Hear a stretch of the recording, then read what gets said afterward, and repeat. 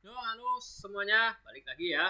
Ini BTW masih sama ya tepatnya, dan kali ini kita akan membahas film karya Om Kimo Stambul, The tapi one and only tapi tayangnya tahun lalu ya, 2022. Judulnya apa, Pak? Ivana. Ivana diadaptasi dari novel yang judulnya sama, yaitu Ivana Vandic, yang ditulis oleh Risa Saraswati. Kalau kalian sudah nonton Jurnal Risa, pasti tahu siapa itu beliau. Gue nggak terlalu ngikutin sih soal novel-novel itu. Kalau novel sih nggak, sama sih gua nggak ngikutin. Cuman Ya. lu ada lihat reviewnya? Ada sih, karena ini kalau Danur kan gua ada baca-baca reviewnya. Katanya sih eh, se- ini terpecah kubu sih Danur. Sebagian ada yang suka, sebagian ada yang enggak gitu. Tapi mungkin banyak yang kurang suka tuh karena melenceng gitu ya, melenceng. Kalau buat lu sendiri suka? Danur lemas anjing. Gua nonton, gua setelah Danur 1 yang menurut gua agak ngedown, Danur 2 sama 3 sampai Asih 1 dan 2 gua nggak tertarik. Ivana inilah baru kali ini gue tertarik karena ada Kimo Stambul. Awalnya gue nggak expect sama sekali, tapi setelah dengar nama Kimo Stambul kayak wanjir ini, penasaran gue ini apa nih yang terjadi nih gitu. Dan ternyata sesuai ekspektasi lah gitu. Terus juga film ini kalau nggak salah ditayangkan pas Lebaran ya, sama kayak ini ya, sama kayak Seudino. Ya pas mau Lebaran, bulan-bulan Lebaran tuh ini Ivana nih tayang gitu. Sebenarnya kan ini film horor-horor biasa doang gitu ya. Dan ini pas sih kalau kata gua, tayangnya pas Lebaran, latar ceritanya sendiri pas Lebaran juga. Iya. Anjing, kok kepikiran gitu ya, ada cocok lagi apa ini. Terus sebelum kita mulai, pendapat singkat dulu deh. Ivana menurut lu gimana? Lumayan lah. Lumayan. Apa alasannya?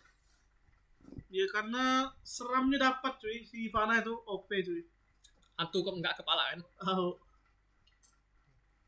Benar-benar kuat cuy. Kalahinnya cuma pakai dibakar doang. Dibakar, dimasukin ke sumur. Oh, masih ingat lu ternyata. Gua kira lu udah lupa. Iya walaupun udah lama tapi gue masih ingat lah. Masih ingat dikit lah. Kalau gua sih udah, karena udah ke-8 kali gua nonton, jadinya ini udah kali ke-8 gua nonton. Maniak cuy, maniak. Mania anjing. Memang favorit film favoritnya ini. Kimo banget anjing. Seudino tadi aja ekspektasi gua cukup. Surprisingly, wah, gua kalau ada bacakan gua pengen nonton lagi nih. Gua nggak mau tahu mau dianggap apa gitu, dianggap maniak ya, karena saking bagusnya itu, bukan nyindir, emang bagus ceritanya. Ini Ivana juga sama sih, tapi ini latarnya kalau Seudino kan 2003 ya, kalau Ivana tuh dua timeline, 43 sama 93 ya.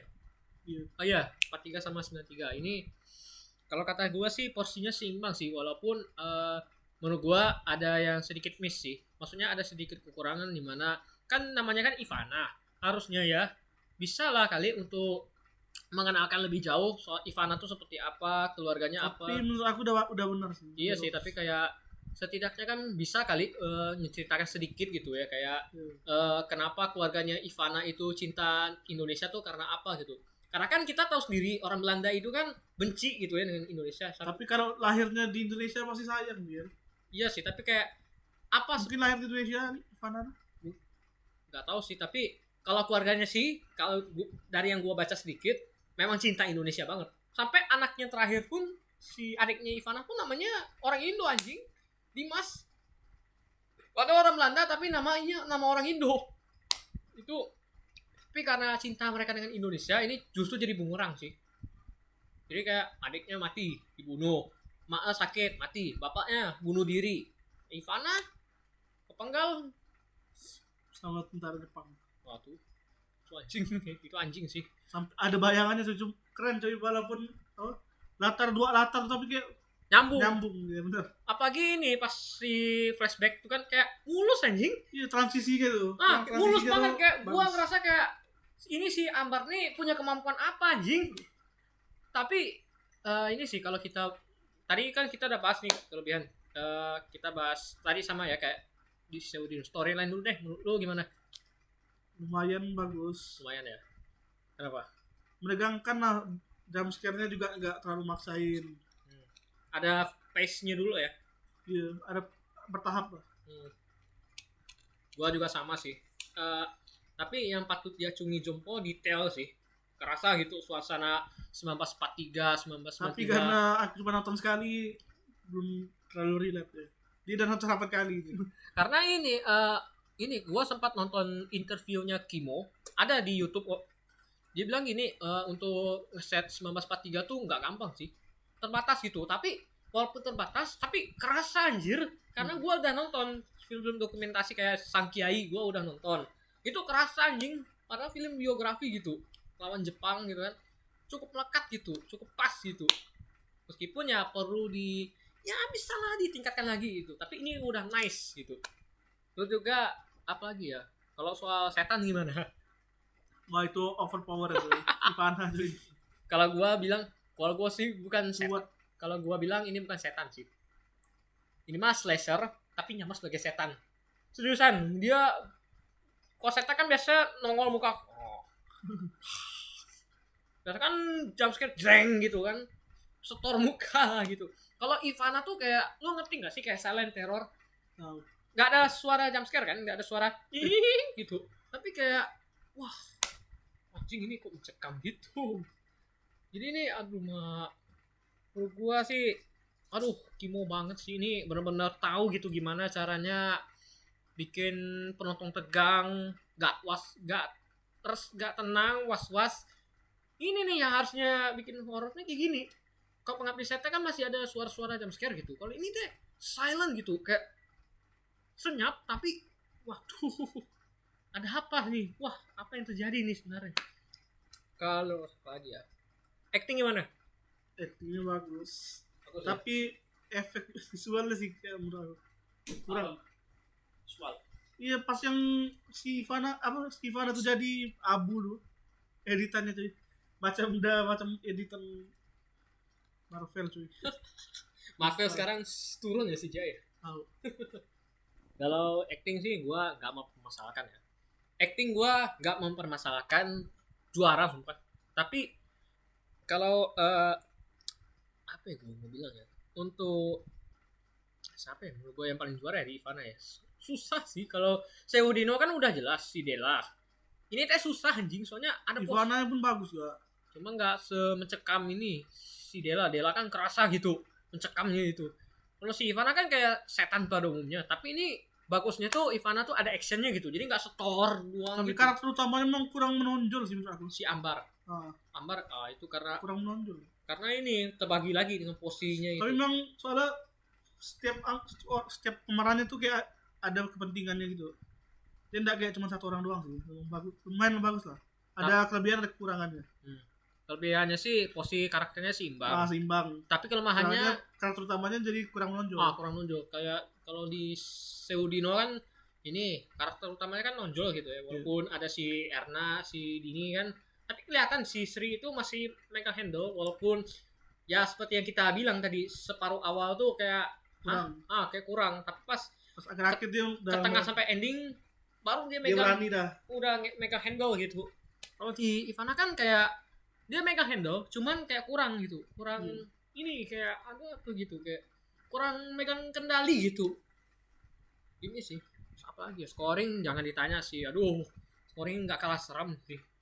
Flashback juga ya, ini flashbacknya menurut lo gimana? Ya itu flashbacknya tuh apa, transisinya tuh benar-benar macam bagus, macam nyatu dia dengan zaman dulu dengan zamannya kayak kita masuk ke dunia paralel. Tahu. Sama yang aku suka dengan yang bayangan sih itu. Si yang keluarganya ngeliat bayangan. Oh sampai mereka nanya kan, Ambar ini kenapa Ambar? Kok bisa ini gitu kan? Ini kan secara nggak langsung nih mewakili kita banget loh. Iya. Kita banget loh, kita biasanya kan nanya gitu, loh kok bisa terjadi ini Bar, kok gitu Bar? Ini teh diwakilkan gitu sama karakter. Kalau soal karakter siapa ya menurut gua yang paling bagus ya? Yang bagus tuh kakeknya sih.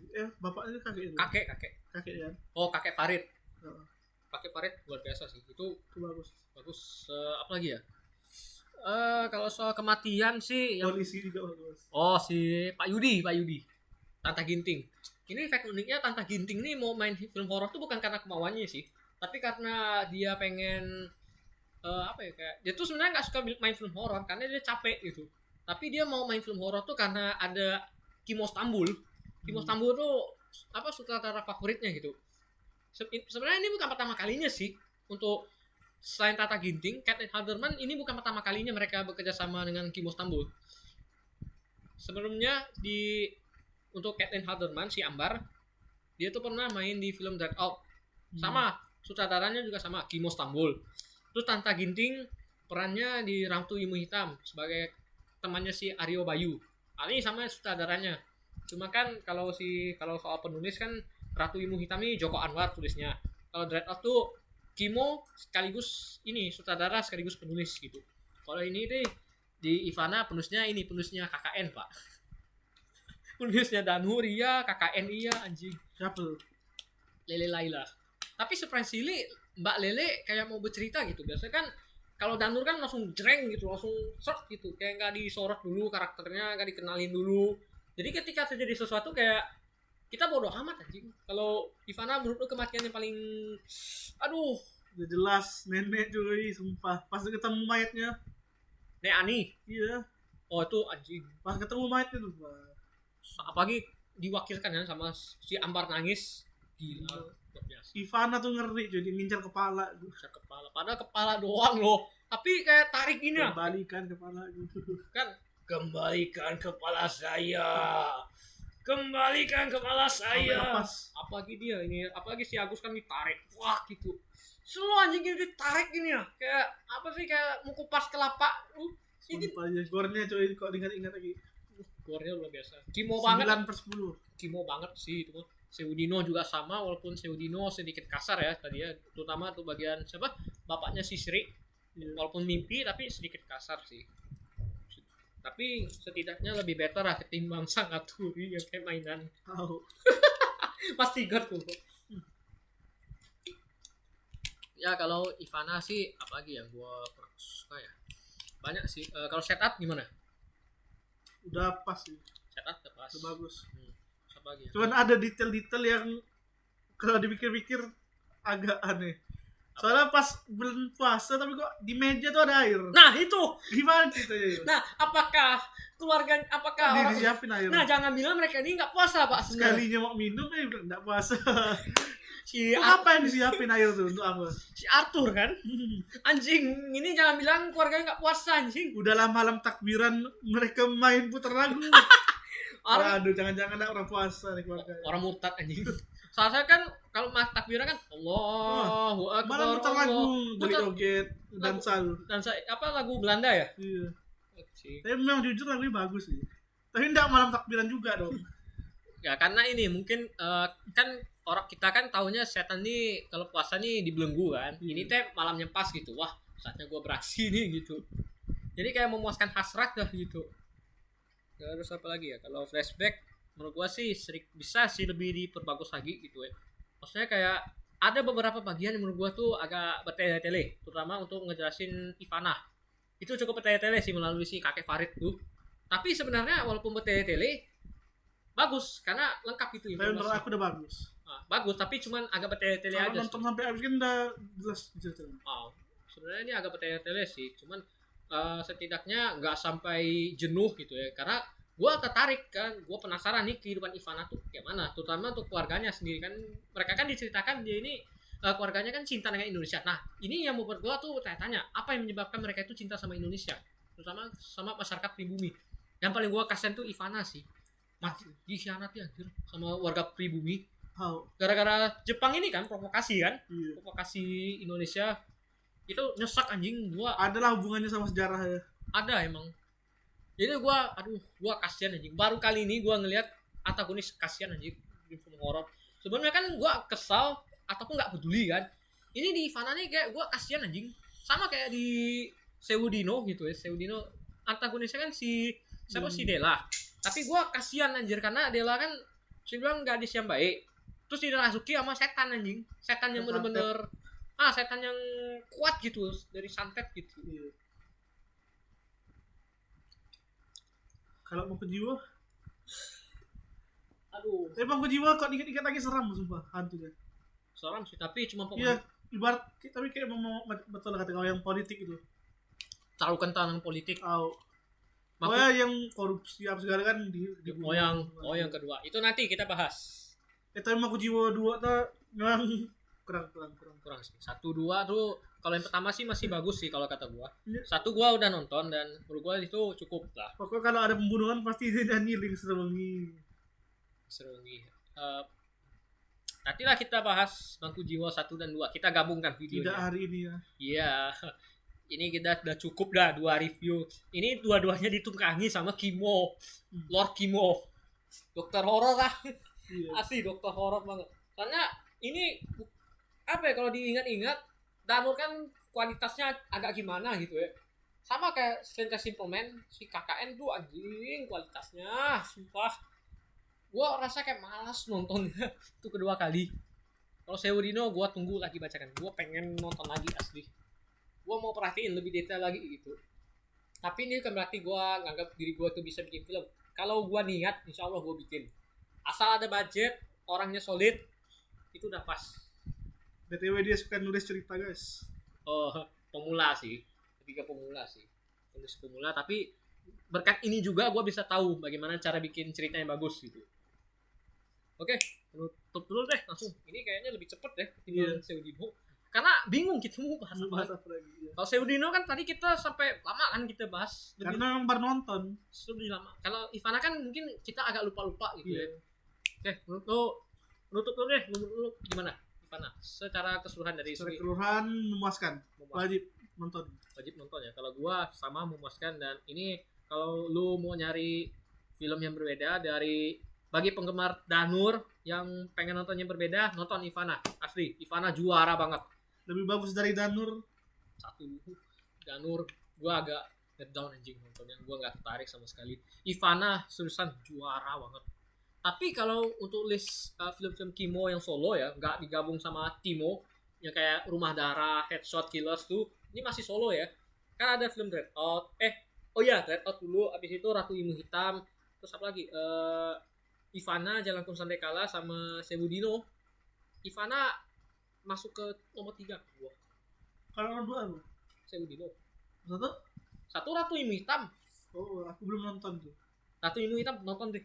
Coba asli gua tegang anjing nontonnya. Ini nggak kalah tegang. Ini lebih tegang ketimbang Seudino anjir. Soalnya santetnya kerasa gitu. Boleh nih kalau aku udah nonton kita review bareng-bareng. Siap. Kita nonton, kita review dulu film-film Kimo Stambul lainnya. Kalau rating berapa? Menurut aku 8 lah. 8 ya. Kalau gua 8,25. Karena ini meskipun belum rapi, enggak serapi Seudino, tapi ini cukup lah ya. Yang ketolong karakter antagonis sih si Ivana. Ketolong juga sama Kimo Stambul yang udah menurut gua nih keputusan yang tepat banget. Tapi memang latar suasananya pun mencekam cuy. Asli. Mencekam. Gelap. Potensinya tuh keluar gitu. Lebih dimaksimalkan potensinya dan ini juga nilai plus ya bagi di samping alurnya memang belum sepenuhnya rapi, kadang masih ada bertele-tele tapi nggak sampai bikin gua ngamuk gitu, nggak sampai bikin gua jenuh ngamuk gitu. Ini udah pas gitu, bisa lah lebih ditingkatkan lagi gitu. Ini keputusan yang tepat sih untuk produser si Manos Punjabi ngerekrut Kimo Stambul sebagai sutradara Ivana. Itu keputusan yang bukan tepat lagi, perfect malahan. Seudino juga sama sih. Dan ini bagusnya Om Manos tuh tahu Kimo tuh kan emang suka gore-gore gitu kan. Jadi kayak ngebiarin gitu. Lu silakan deh bikin film yang nampilin gore apa segala. Buktinya Seudino kan 13 plus tapi surprisingly gore-nya kayak anjing gitu. Ini mah 17 plus ya. Iya Ivana 17 plus emang. Ivana memang 17 plus, cuman gore-nya entah kenapa kayak sedikit nanggung gak sih? Tapi setidaknya seram gitu ya. Tetap seram gitu. Apalagi kematian nenek. Aduh. Kenapa? Matanya keluar. Why? Nek Ida juga sama mati anjing. Nek Ida, Nek Ani mati. What the fuck man? Apalagi itu si Nek Ida tuh. Aduh, kan dia keluar mobil lu. Lalu mau masuk kayak anjing, tahan dong. Memang paling membekas di otak gue nih, scene mobil cuy. Sama gue juga. Scene mobil cuy. Itu keputusannya pintar. Sumpah. Keputusan pintar banget, kepikiran gitu. Mau kabur tapi itu apa nggak bisa. Wah, kok nggak bisa hidup? Lah, nggak bisa dibuka. Jadi kayak setan tuh kan ada andil gitu. Panik itu kerasa gitu. Apalagi kematian si Oma Oma Ida, sama si itu. si Arthur. Nah, Arthur sih nyesek tapi nggak senyesek Oma anjir. Soalnya nenek, ya bayangin nenek-nenek tua harusnya selamat, mati dong. Tuh gua nggak bisa maafin anjing. Why? Kenapa harus mereka yang mati? Kalau anak muda yang mati, gua silakan. Tapi kalau orang tua, gua nggak bisa terima. kalau rating berapa nih kau? Aku kan udah udah ya kau ya. Rating udah kita Aku sih. coba ya. Kalau kau kan 8. Gua tuh 8,25. 25. Naik lagi ya sedikit. Berapa? 8,4. 8,4 dah cukup lah ya. Udah. Satu di bawah Seudino. Dan kesimpulannya Ivana, kalau kalian mau worth it lah gitu. Selain Seudino yang kita udah review tadi, Ivana bisa kalian nonton kok, dibacakan di Station ada. Ketik ya Ivana HD. Udah cukup. Oke, sekian dari review kita, dan kita masih mau nonton film lagi. Dan film apa lagi nih? Nanti kita review film apa lagi Pak abis ini? Bebas lah, ikutin aja. Ikutin aja ya. Let's see. Yang mana yang tertarik? Boleh. Ini Ratu Ilmu Hitam boleh gak nih kita review? Nanti nonton. Oke. Ratu Ilmu Hitam nanti kita nyusul. Pertama kita bahas dulu ya soal film-film Kimo dulu lah ya. Habis itu kita baru review film-film lain kayak Sebelum Iblis Menjemput. Apa? Kanzab. Bukan, apa sih? Joko Anwar tuh yang Pengabdi Setan, Pintu Terlarang, nanti kita review lagi lah. Memang ini kayak terlambat, tapi gak apa-apa lah, karena kan mungkin orang Indonesia kan biasanya horornya hantu mulu kan. Ini kita review tuh horor yang benar-benar beda gitu, kayak treatmentnya terus apa segala gitu. Oke, sekian dari kita dan sampai ketemu di video berikutnya. Jangan lupa endorse ya Pak. Waduh.